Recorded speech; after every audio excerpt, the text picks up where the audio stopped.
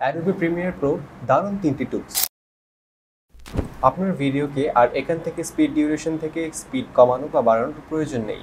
আপনার যতটুকু পরিমাণ ভিডিওর স্পিড আপ করা দরকার, জাস্ট সিম্পলি কিবোর্ডের আর প্রেস করুন এবং ভিডিওকে সাইড থেকে স্ট্রেচ করুন।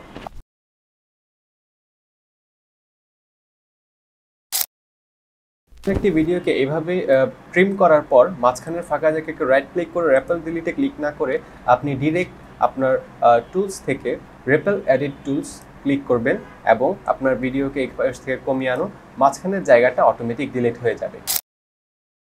কোনো একটি প্রজেক্টের বাম পাশের সমস্ত ক্লিপগুলো সিলেক্ট করা আপনার দরকার হতে পারে, অথবা ডান পাশের সমস্ত ক্লিপগুলো সিলেক্ট করার আপনার দরকার হতেই পারে। তো এক ক্লিকেই কিভাবে এই কাজটি করা যায়, আপনার এখান থেকে ট্র্যাক সিলেক্ট ফরওয়ার্ড টুলটি সিলেক্ট করে আপনি যদি একটা ক্লিপসকে সিলেক্ট করেন, তাহলে তার ডান পাশে যে ক্লিপগুলো থাকবে সবগুলো ক্লিপ সে সিলেক্ট করে ফেলবে। এবং যদি আপনি ট্র্যাক সিলেক্ট ব্যাকওয়ার্ডে ক্লিক করেন, তাহলে ক্লিপ সিলেক্ট করার পর আপনার বাম পাশের সমস্ত ক্লিপগুলো সিলেক্ট হয়ে যাবে।